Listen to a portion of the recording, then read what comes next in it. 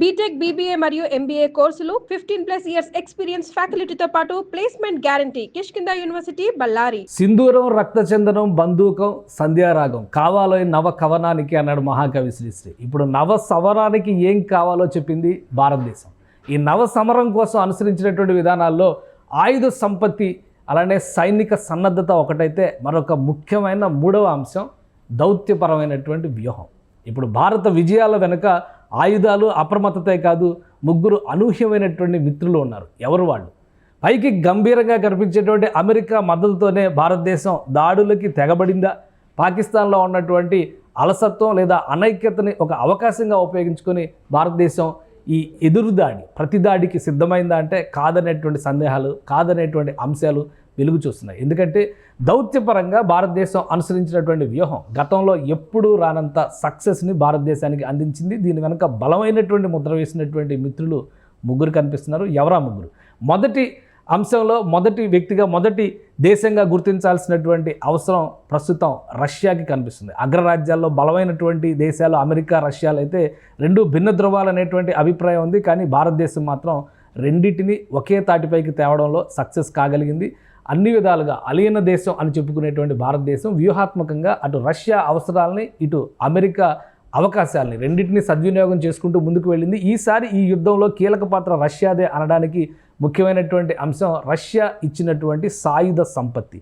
వీటి ఆధారంగా భారతదేశం యుద్ధం సమగ్రంగా చేయడంలో, సమగ్ర విజయాన్ని సాధించడంలో ఒక కీలక అంశంగా మనం చూస్తే, మరొక ముఖ్యమైనటువంటి అంశం ఏంటంటే శత్రువుని నిలువరించడంలో రష్యాతో మైత్రి చాలా స్పష్టమైనటువంటి విజయ సూచికగా చెప్పాల్సిన అవసరం ఉంటుంది. లేదంటే పాకిస్తాన్కి మద్దతుదారుగా, పాకిస్తాన్కి మొదటి అండగా చైనా ఈ పాటికి దురుసుగా వ్యవహరించేటువంటి అవకాశాలు ఉన్నాయి. చైనాని న్యూట్రలైజ్ చేయడంలో అటు రష్యా పాత్ర చాలా కీలకమైంది. భారత ప్రధాని నరేంద్ర మోడీ యుద్ధ వ్యూహాలు రచిస్తూనే దౌత్య వ్యూహాలను కూడా చకచకా అమలు చేశారు.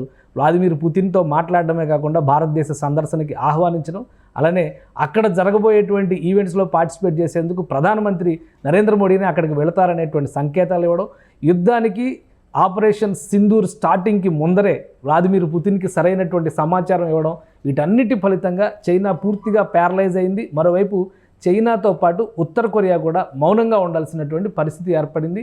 ఇటు ఆఫ్ఘనిస్తాన్ నుంచి ఇతర దేశాలు ఏవైతే సోవియట్ యూనియన్ మాజీ రిపబ్లిక్లు ఉన్నాయో ఆ దేశాలన్నీ కూడా మౌన వ్రతాన్ని పాటించక తప్పని పరిస్థితి ఏర్పడింది. అందుకనే దౌత్య విజయాల్లో అతిపెద్ద విజయంగా రష్యాతో భారత మైత్రిని, ఆ మైత్రిని ప్రపంచానికి సందేశాత్మకంగా చూపించిన విధానాన్ని మొదటి అంశంగా చూడాల్సి ఉంటుంది. ఇక రెండవ కీలకమైనటువంటి అంశం ఇజ్రాయెల్తో మైత్రి, అమెరికాతో ఉన్నటువంటి సత్సంబంధాలు, ఇజ్రాయెల్తో సంప్రదాయంగా దశాబ్దాల పాటు కొనసాగినటువంటి మైత్రిని అరబ్ దేశాలతో బ్యాలెన్స్ చేసుకుంటూనే ఆయుధ సంపత్తిని సమకూర్చుకోవడంలో కానీ, ప్రతిదాడి చేసేటువంటి క్రమంలో ప్రతీకార శక్తులుగా ఉపయోగిస్తున్నటువంటి మిసైల్స్ని, డ్రోన్స్ని, అన్మ్యాన్డ్ డ్రోన్స్, సూసైడ్ బాంబర్స్ అంటున్నారు, వీటన్నిటినీ ఉపయోగించడంలో ఇజ్రాయెల్ సహకారం తీసుకోవడంలో కీలకమైనటువంటి పాత్ర భారత దౌత్యం పోషించిందని చెప్పాల్సి ఉంటుంది. సో రెండో స్థానాన్ని ఇజ్రాయెల్కి ఇస్తే మరి మూడో స్థానానికి ఎవరిని నిర్ణయించాలంటే కీలకమైనటువంటి ఫ్రాన్స్ అలానే ఇటలీ, ఈ రెండు దేశాలు కూడా యూరోపియన్ యూనియన్లో బలమైనటువంటి దేశాలు. ఆర్థికంగానే కాదు సైనిక పరంగా కూడా బలమైనటువంటి దేశాలు. ప్రస్తుతం భారతదేశ సైన్యం ఉపయోగిస్తున్నటువంటి రాఫెల్ విమానాలు, యుద్ధ విమానాలు ప్రపంచంలోనే అత్యంత శక్తివంతమైనటువంటి విమానాలుగా చెబుతున్నారు. వీటిని అందించింది ఫ్రాన్స్. అలానే నైతిక స్థైర్యాన్ని యూరోపియన్ యూనియన్లో కూడగట్టడానికి బలంగా నిలబడింది ఇటలీ. సో ఈ మూడు కలిసి వచ్చినటువంటి నేపథ్యంలోనే ప్రపంచవ్యాప్తంగా పాకిస్తాన్ని ఏకాకిని చేశాయి. కేవలం 3 దేశాలు మాత్రమే పాకిస్తాన్కి మద్దతుగా మాట్లాడేటువంటి పరిస్థితి, అనివార్యత ఏర్పడింది. వీటన్నిటికీ పెద్దనలా పాత్ర పోషించేటువంటి అమెరికాని పక్కన పెట్టేశారా అంటే అమెరికాని ఎట్టి పరిస్థితుల్లోనూ పక్కన పెట్టలేదు. వ్యూహాత్మకంగా అమెరికాకి గౌరవం ఇస్తూనే, అమెరికా స్థాయిని గౌరవిస్తూనే తన వ్యూహ పరంపరని అవసరమైన సమయంలో అవసరమైనటువంటి విధంగా అమెరికా సాయాన్ని తీసుకుంటామని చెబుతూనే ప్రతిదాడికి భారత్ సిద్ధమైంది. ఈ నేపథ్యంలోనే ఐక్యరాజ్య సమితి నుంచి యూరోపియన్ యూనియన్ వరకు ఏ ఒక్క దేశం కూడా భారత్ తీసుకున్నటువంటి నిర్ణయాన్ని, భారత సైనిక చర్యని ప్రతిఘటించేటువంటి పరిస్థితి కానీ, వ్యతిరేకించేటువంటి వాతావరణం కానీ లేకుండా పోయింది. వ్యతిరేకంగా మాట్లాడుతున్నటువంటి 3 దేశాల్లో చైనా కొంతవరకు న్యూట్రాలిటీ మెయింటైన్ చేసేటువంటి ప్రయత్నం చేస్తుంది. టర్కీ, అజర్బైజాన్ ఈ రెండు కూడా పెద్దగా ప్రాధాన్యం లేనటువంటి దేశాలుగానే చూడాలి. ఇంకా చెప్పాలంటే టర్కీ నాటోలో మెంబర్గా ఉన్నటువంటి నేపథ్యంలో యూరోపియన్ దేశాల మాటని కాదని మీరేటువంటి అవకాశాలు చాలా తక్కువగా ఉన్నాయి. ఒక విధంగా చెప్పాలంటే సోవియట్ యూనియన్ మాజీ రిపబ్లిక్ అయినటువంటి అజర్బైజాన్ను కూడా వ్లాదిమిర్ పుతిన్ కంట్రోల్ చేయడానికి అవకాశాలు పుష్కలంగా ఉన్నాయి. సో ఒక విధంగా భారతదేశానికి దౌత్యపరంగా ఎదురే లేదు ఈ యుద్ధం విషయంలో అనేటువంటిది అంశాన్ని మనం అర్థం చేసుకోవాల్సి ఉంటుంది. సైనిక వ్యూహాల్ని అమలు చేయడం, సర్వసన్నద్ధతని పాటించడంతో పాటు దౌత్యపరమైనటువంటి విజయం అతిపెద్ద విజయంగా భారతదేశానికి కనిపిస్తోంది. పాకిస్తాన్ ఇప్పటికీ కూడా తలగ్గకుండా ప్రతిదాడులకి కనుక చొరబడితే పాకిస్తాన్ విభజన ఖాయం, బలూచిస్తాన్ స్వతంత్ర దేశంగా ఆవిర్భవించేటువంటి సంకేతాలు సుస్పష్టంగా కనిపిస్తున్నాయి.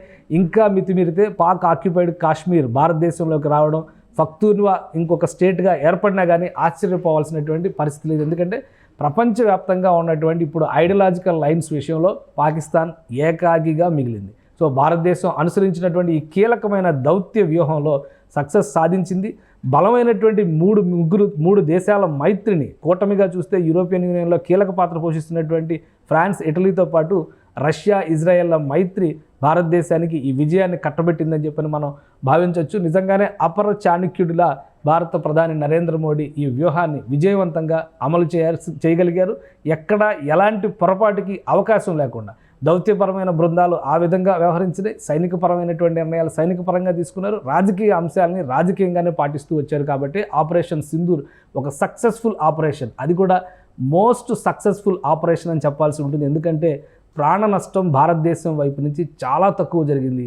సివిలియన్స్ పైన పాకిస్తాన్ జరిపినటువంటి దాడులు మినహా సైనిక పరంగా ఎక్కడా కూడా ఎలాంటి నష్టం జరగలేదు. ప్రతి మిసైల్ని తుత్తినియలు చేయడంలో భారత సైనిక సామర్థ్యం ప్రపంచానికి తెలిసి వచ్చిందని చెప్పొచ్చు. అందుకే ఆపరేషన్ సింధూర్ చరిత్రలో నిలిచిపోయేటువంటి ఒక విజయంగా మనం చూడాల్సి ఉంటుంది. సుమన్ టీవీలో మీ పర్సనల్ అండ్ బిజినెస్ ప్రమోషన్స్ కోసం కింది నెంబర్కి కాంటాక్ట్ చేయండి.